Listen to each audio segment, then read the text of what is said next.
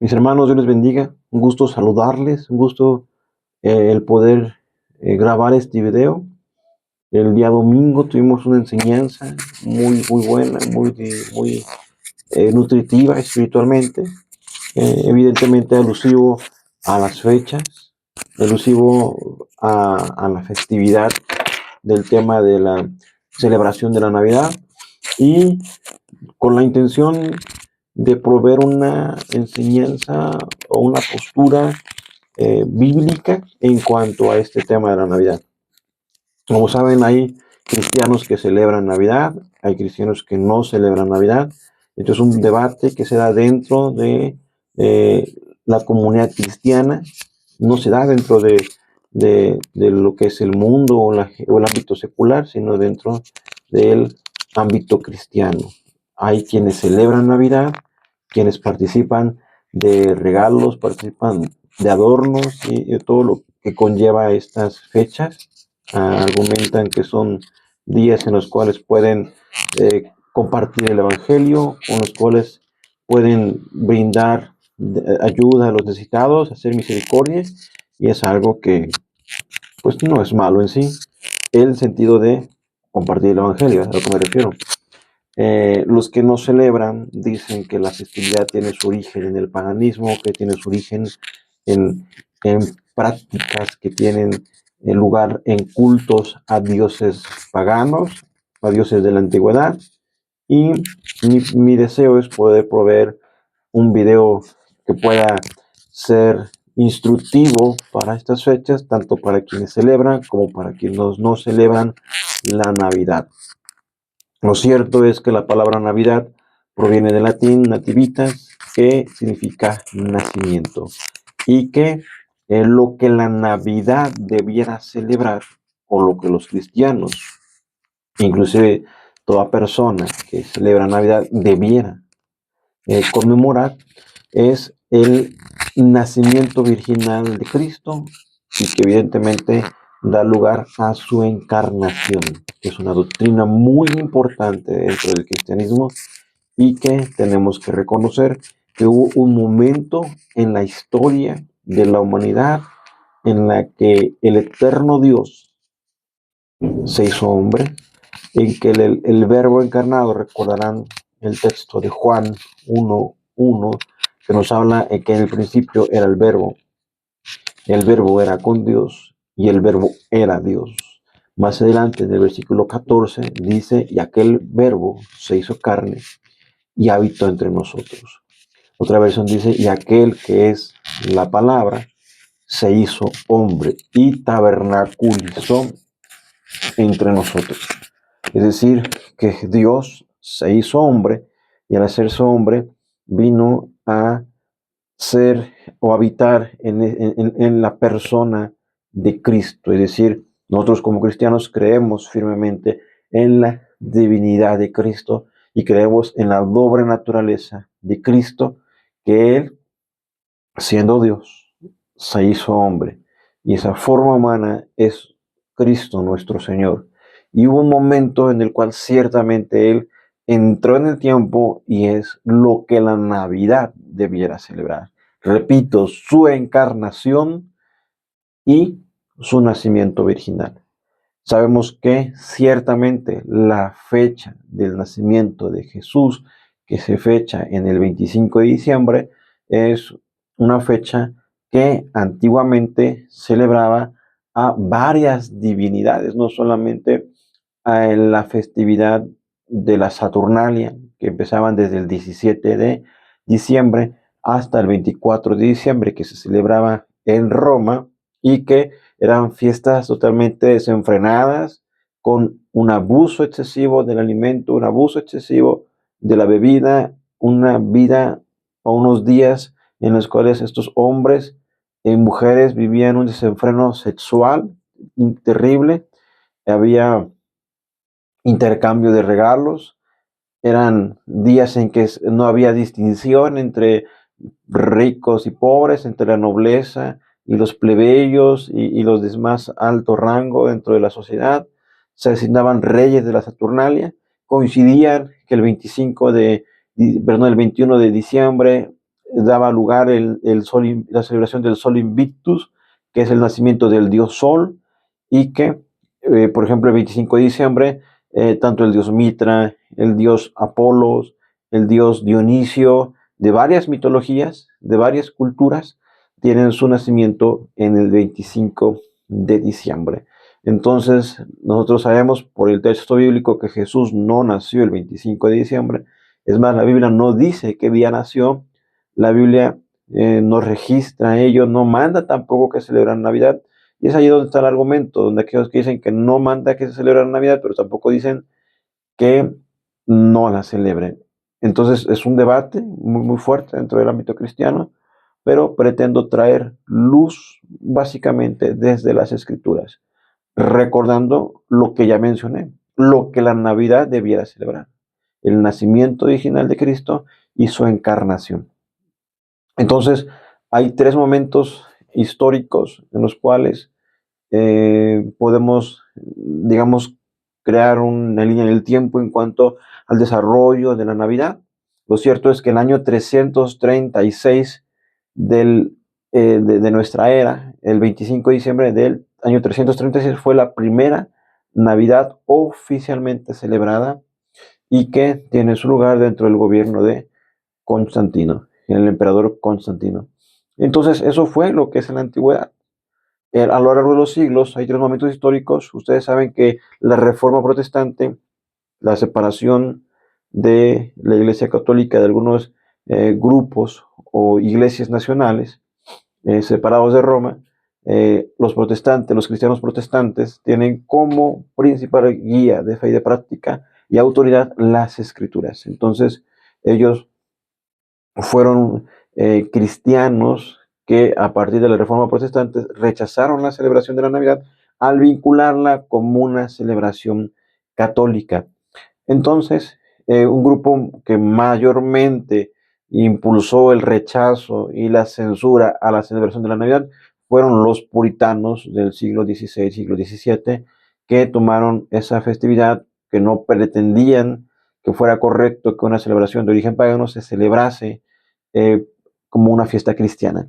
Entonces ellos, tanto en Inglaterra como en las colonias americanas, prohibieron lo que es la celebración de la Navidad, sobre todo cuando estuvieron una época de llegar al gobierno y pone el gobierno de Oliver Cromwell, donde ellos tuvieron esa posibilidad de censurar la Navidad y que fuera algo que se evitara celebrar. Otro momento histórico es durante la época victoriana, la época de la reina Victoria de Inglaterra, la cual durante su periodo hubo gran crecimiento económico eh, colonial de la nación inglesa, de Inglaterra. Se da lo que es el imperio del Reino Unido, y entonces eh, surgen varios escritos como Cuento de Navidad de Charles Dickens y otros poemas que son alusivos a la Navidad y que crean ese impulso a que la Navidad empiece a celebrarse. Y otro momento, evidentemente, es el impulso y popularización y globalización que los Estados Unidos hacen a esta celebración, mostrándola como una celebración en la cual se da la unidad familiar y que evidentemente hay un alto incremento en el consumo de productos, comercio, ventas. Entonces es algo que tenemos que considerar. Los Estados Unidos popularizaron la Navidad de tal manera que Coca-Cola tiene a Santa Claus como la imagen de su publicidad y se crean todas estas películas que conocemos, que muchos de nosotros vimos o vemos de repente en cuanto son alusivas a la celebración de la Navidad. Entonces, son tres momentos históricos en los cuales van moldeando un poco de lo que es la Navidad hoy en nuestros días, que es una festividad que cuando las personas llegan a diciembre se alegran porque es una fecha en la cual van a ver a su familia y donde van a estar juntos, donde van a darse regalos, van a hacer adornos, van a poner adornos, lo cual, como les repito, la celebración familiar no es mala, la comunión entre familiares no es mala, darse regalos inclusive no es malo. El punto es que una celebración que dice celebrar el nacimiento de Cristo Cristo está totalmente ausente en las mesas, en las cenas, en las reuniones familiares. Lo que menos se acuerdan es de Cristo. Y entonces ese es mi punto, donde aquellos que celebran, pues si deciden celebrar, y quiero aclarar que la celebración de la Navidad es un área de libertad cristiana donde quienes deciden celebrar debieran celebrar centrando su entendimiento en Cristo, su reunión en Cristo. Quienes no celebran, no podemos satanizar a quienes sí lo hacen, porque dentro de esos hermanos que deciden celebrar la Navidad, hay muy buenos hermanos, muy buenos creyentes, hay hermanos que han sido de mucha bendición, sus libros, sus enseñanzas, sus escritos, su testimonio, su fe a nuestras vidas, y que no es un tema donde los cristianos debieran entrar en controversia, sino que si celebran, para Cristo celebran, y si lo celebran, para Cristo no celebran, que es lo que Pablo nos enseñaba, por ejemplo, en primera de Corintios capítulo 10, tomando ese parámetro respecto a comer de lo ofrendado a los ídolos, y que evidentemente Romanos nos habla también de esa libertad cristiana, donde no es un tema fundamental de fe, y que eh, tendríamos que tomar una postura prevaleciendo el amor.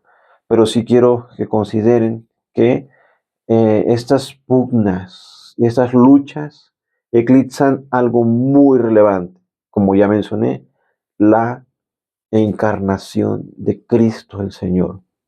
Entonces, para ello quiero ir directamente a la Biblia para que ustedes puedan considerar una postura bíblica de este tema. Entonces, en cuanto a la vida de Cristo, nuestro Señor, hay varias fases o varias etapas. Y podemos clasificar dos grandes etapas. La primera de ellas es su humillación.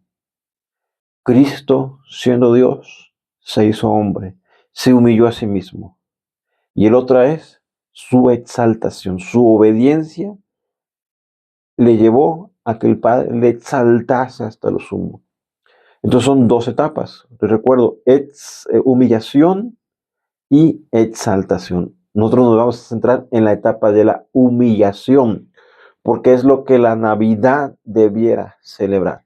Y entonces, el texto que nosotros debemos considerar es el de Filipenses capítulo número 2. Antes, debo aclarar que Jesús no empezó a existir en el día de su nacimiento.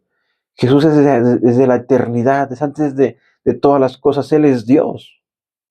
Entonces, Él no empezó a existir en el momento en que nació, Él es eterno. Esto lo podemos ver en el versículo que citaba hace unos minutos, el de Juan 1:1. En el principio era el verbo, y el verbo era con Dios, y el verbo era Dios.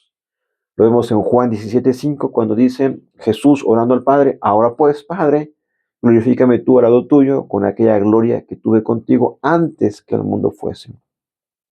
Estamos hablando que la segunda persona de la Trinidad, el Dios Hijo, viene y se hace hombre. Esto es, que consideremos que antes de la encarnación, Cristo estaba en gloria, Jesús estaba en gloria. El texto de Filipenses capítulo número 2, versículo número 5, habla de lo que podemos considerar la humillación de Cristo y su exaltación, como lo referí hace unos minutos.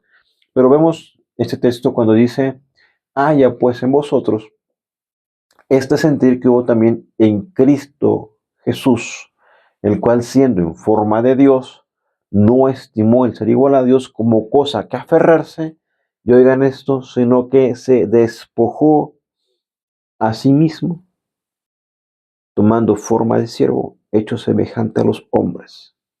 Y estando en la condición de hombre, se humilló a sí mismo, haciéndose obediente hasta la muerte y muerte de cruz. Por lo cual Dios también le exaltó hasta lo sumo y le dio un nombre que es sobre todo nombre, para que en el nombre de Jesús se doble toda rodilla de los que están en los cielos y en la tierra y debajo de la tierra, y toda lengua confiese que Jesucristo es el Señor, para gloria del Dios Padre. Si pusieron atención, estamos viendo las dos etapas, su humillación y su exaltación. Los versículos del 7 dicen que Él se despojó a sí mismo. Él tomó forma de siervo. Él se hizo semejante a los hombres. Y piensa en esto.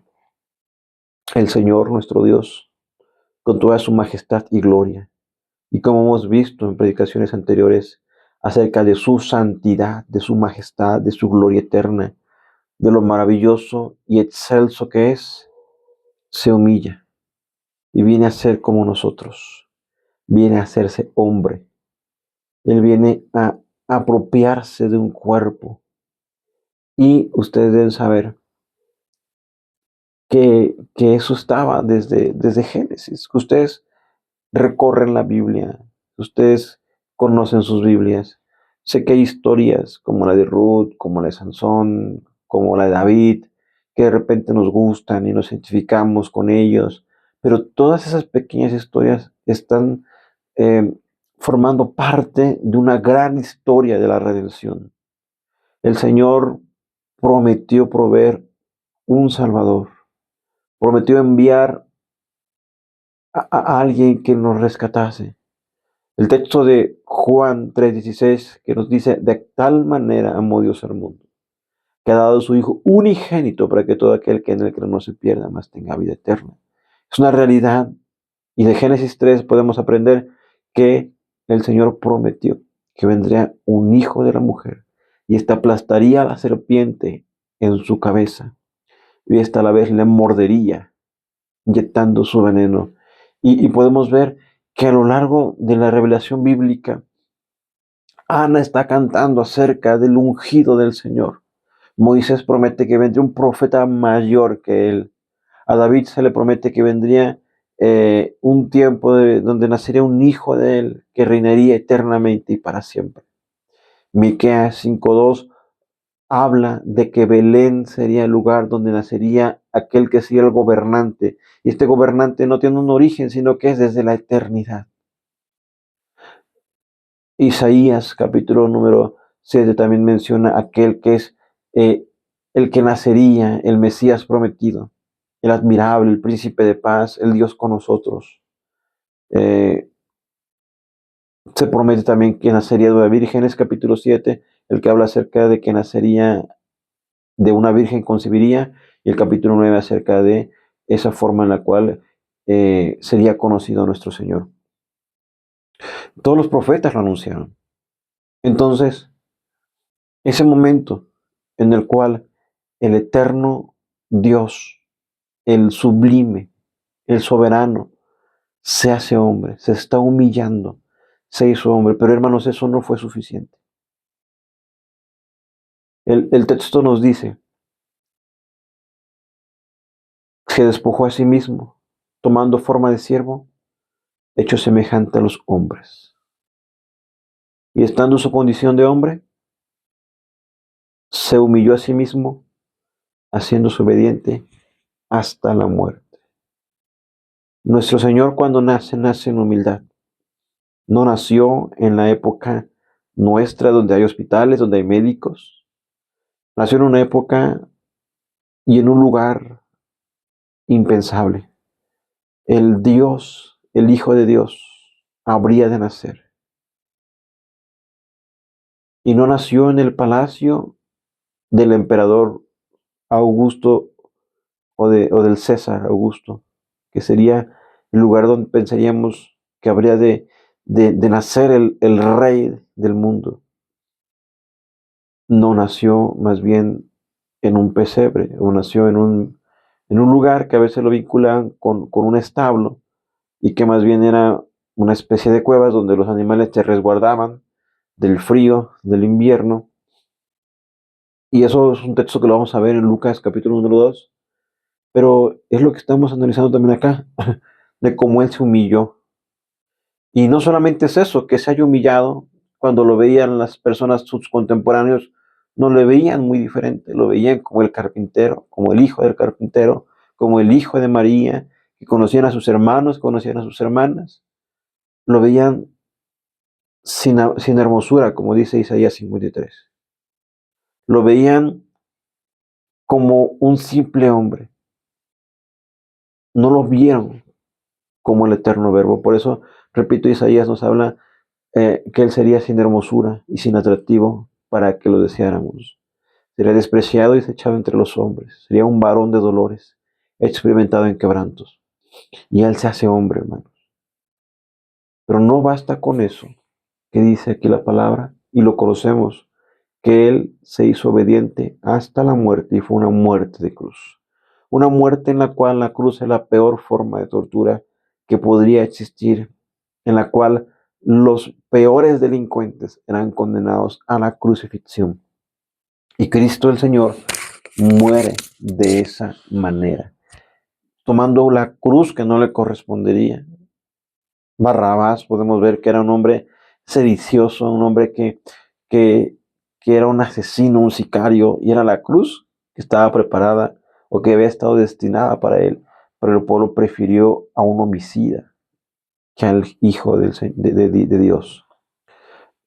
Todo esto evidentemente es algo que estaba determinado y que era necesario porque el Señor, nuestro Dios, sí nació un momento de la historia, pero eso apenas era el inicio de su vida terrenal que culminó en la cruz, muriendo Él como expiación o como sacrificio en rescate por nosotros. El castigo de nuestra paz fue sobre Él. Entonces, esta parte es muy importante. Por eso el nacimiento de Cristo es muy importante. Y es algo que se pierde tanto en una celebración centrada en las personas, tanto en tratar de atacar y señalar y censurar. Claro, tendremos que recordarlo cada momento del año. Ustedes saben que eh, estas controversias se dan mucho, y por eso reitero que más bien debiéramos de centrar nuestra atención en Cristo el Señor. La encarnación es una parte importante, es, como repito, la eterna palabra de Dios apareciendo en forma humana en Jesús. Eh, También es importante mencionar que Cristo, cuando Él se hace hombre, Él no pierde su naturaleza divina. Él deja esa posición de gloria, pero Él sigue siendo Dios. Él es 100% Dios, tiene la naturaleza divina y comparte la naturaleza humana. Él es completamente Dios cuando viene y habita entre los hombres, y es completamente un hombre también, pero, como dice en la palabra, sin pecado, aunque en todo fue tentado. Entonces, el texto de Juan 1:14, recuerdo que lo mencioné, y es evidentemente la palabra, Cristo haciéndose hombre. Eh, Quiero abordar ahora el texto de Lucas, capítulo número 2, porque Lucas es muy cuidadoso en darnos muchos detalles acerca del nacimiento de nuestro Señor. Y en Lucas, capítulo número 2, él empieza mencionando diciendo de esta manera: y aconteció en aquellos días que salió un edicto de César Augusto para que se hiciera un censo de todo el mundo habitado. Este fue el primer censo que se levantó cuando Cirenio era gobernador de Siria, y todos se dirigían a inscribirse en el censo, cada uno a su ciudad. Quiero que noten que Lucas está dando mucha información respecto al nacimiento de Jesús. Está tratando de ubicar en el tiempo, que los lectores identifiquen el momento, el tiempo en el cual se da este nacimiento. Repito, no se dan fechas, no se da mes. Lo que se da es indicios que Lucas nos provee de quién fue quien mencionó, quien ordenó, perdón, el edicto. César Augusto, quien era el emperador de todo este imperio, el segundo César, de los 10 principales césares que hubo en el Imperio Romano, y menciona a un hombre llamado Cirenio, de quien también hay evidencia arqueológica de que hubo un militar llamado Cirenio quien gobernó en esta región. Entonces, vemos en el versículo número 4, también José subió también José subió de Galilea, de la ciudad de Nazaret, a Judea, a la ciudad de David, que se llama Belén, por ser el de la casa y de la familia de David, para inscribirse junto a María, desposada con él, la cual estaba encinta. Y sucedió que mientras estaban ellos allí, se cumplieron los días de su alumbramiento, y dio a luz un hijo primogénito.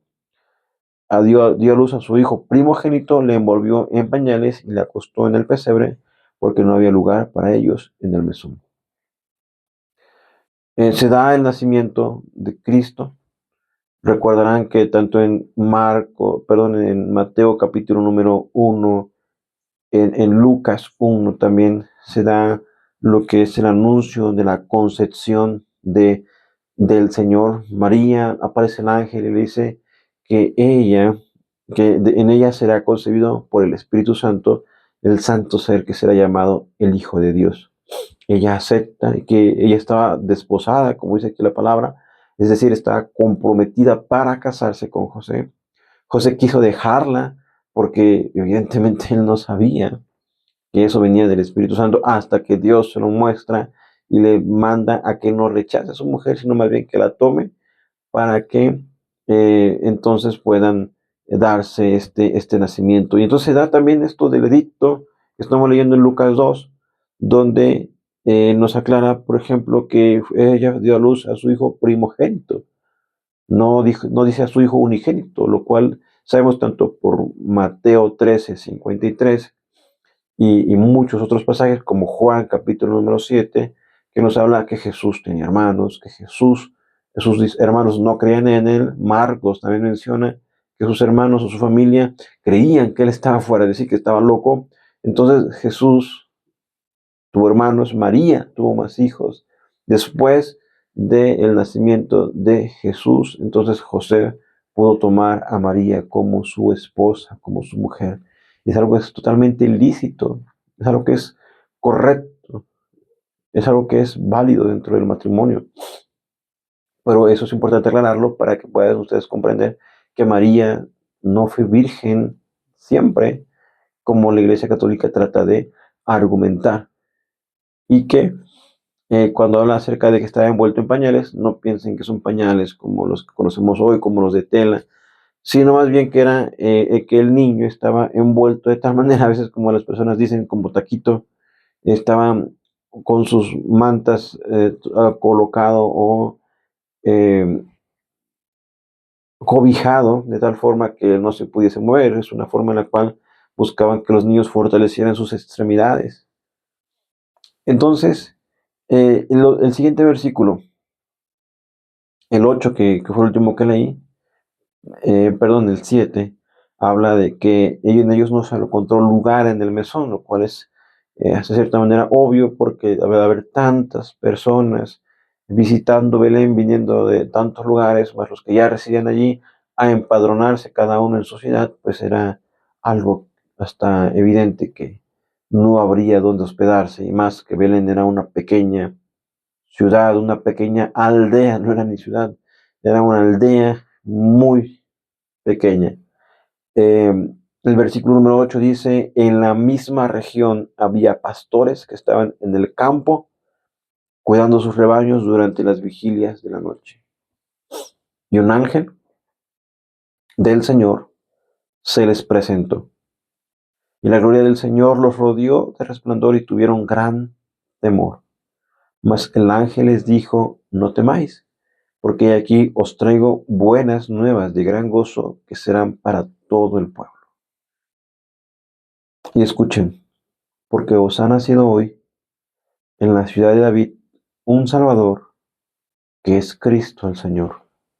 Hermanos, el nacimiento de Cristo, sin saber nosotros qué fecha es, fue un momento glorioso.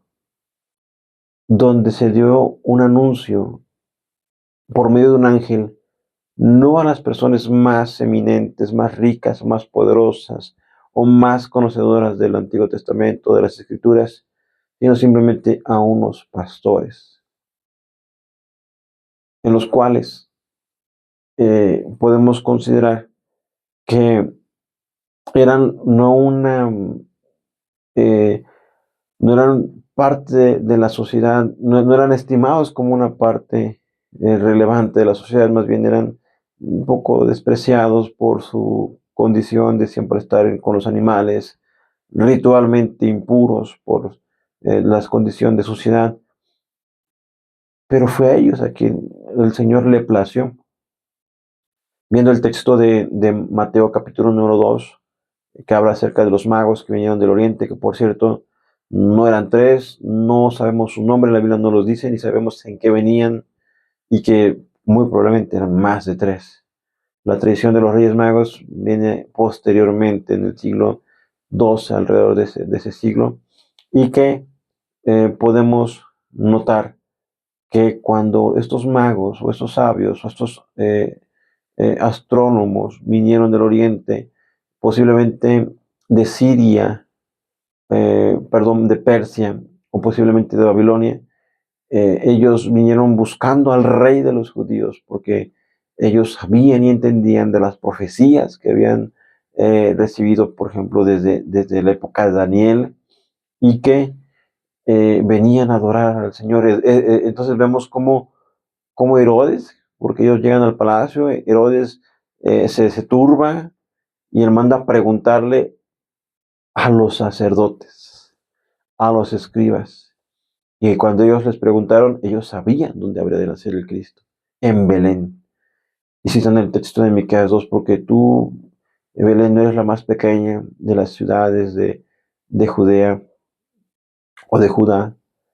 Y ellos lo conocían, pero no es a ellos a quien se les anunció el nacimiento del Salvador, sino a unos pastores. Y la forma en la cual se les anuncia, oigan estas palabras tan gloriosas, porque os ha nacido hoy en la ciudad de David un Salvador, que es Cristo el Señor. Por eso es que es tan glorioso ese momento en el cual Él nace, tan lleno de alabanzas debe de estar, que inclusive lo que ocurre después, miren lo que ocurre después, en el versículo número 12, el ángel dice, y esto servirá de señal, hallaréis al niño, a un niño envuelto en pañales y acostado en un pesebre, y de repente apareció con el ángel una multitud de los ejércitos celestiales, alabando a Dios. Es decir, como si de repente se les abriera el cielo y pudieran ellos ver a esa multitud, dice ahí, el ejército de los ángeles o de las huestes celestiales, como dice la Reina Valera. Por cierto, estoy leyendo la Biblia de las Américas. Y, y ellos están viendo estos ángeles, esa multitud, ese ejército de ángeles que están cantando gloria a Dios en las alturas. Y en la paz, y en la tierra paz entre los hombres en quienes Él se complace.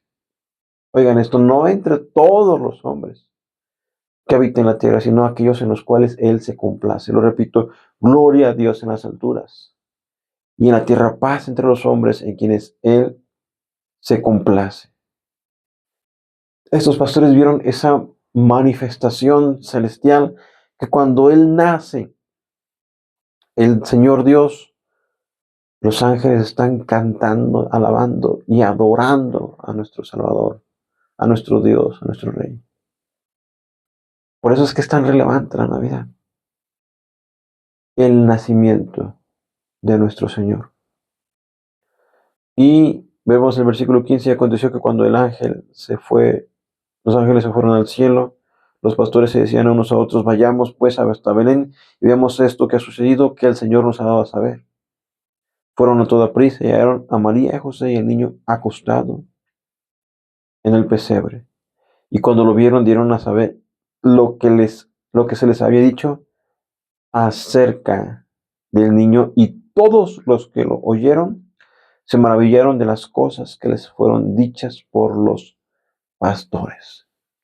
Entonces, este momento en el cual los cristianos celebran Navidad.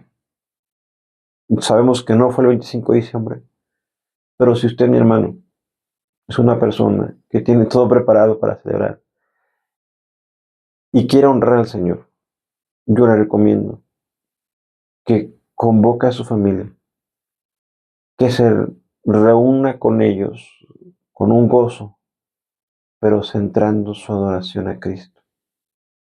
Que si dicen que el 25 de diciembre están celebrando Navidad, celebren a aquel que reina por los siglos de los siglos, aquel que es desde la eternidad hasta la eternidad, el cual no cumple años porque Jesús no está sometido al tiempo, Él es Dios.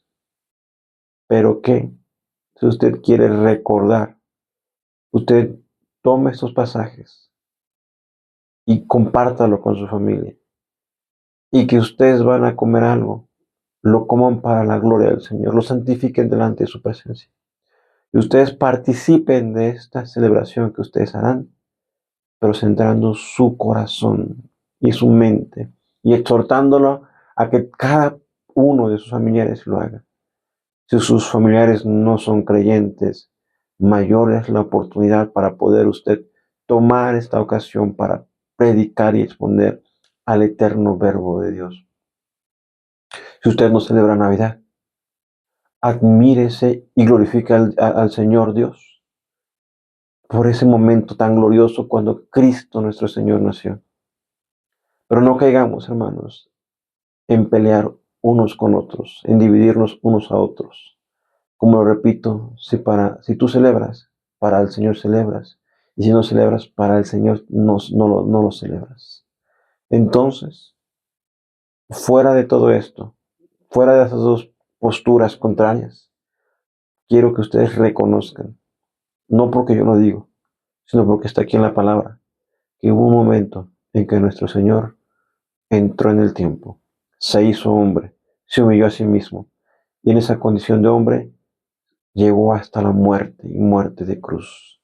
Y esa muerte a nosotros nos da esperanza. Hay dos cosas que el Señor sí mandó que celebrásemos. Uno, ser bautizados en el nombre del Padre y del Hijo y del Espíritu Santo.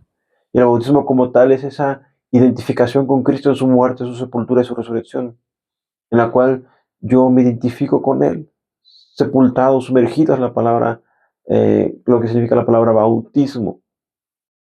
Por eso los que se bautizan se identifican en Cristo, sepultando y resurgiendo a una nueva vida en Cristo. Les repito, eso, como ya les he enseñado antes, es un acto público de fe que me da entrada a la membresía de la iglesia y que está solamente representando lo que ya ocurrió y que el Espíritu Santo obró en nosotros. La segunda ordenanza que el Señor mandó que celebrásemos es participar de la cena del Señor. Tomar esos elementos del pan y recordar que su cuerpo fue molido por nuestros pecados.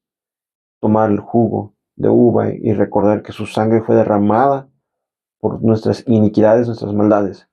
Y que Él nos pidió que hiciéramos eso, que recordáramos su muerte, su sepultura, su resurrección y que Él volverá a venir. Y que celebrásemos la cena del Señor a cuantas veces fuera necesario hasta que Él regrese. El Señor sí nos mandó a que celebrásemos y recordásemos su muerte y su victoria en la cruz. Pero para que eso llegase a ocurrir, hubo un momento en que Él se hizo hombre. Hermanos, el Señor les bendiga. Y yo deseo, repito, que si celebras, celebres para el Señor. Y si no lo haces, para el Señor lo hagas. Hermanos, Dios les bendiga. El Señor sea con todos ustedes.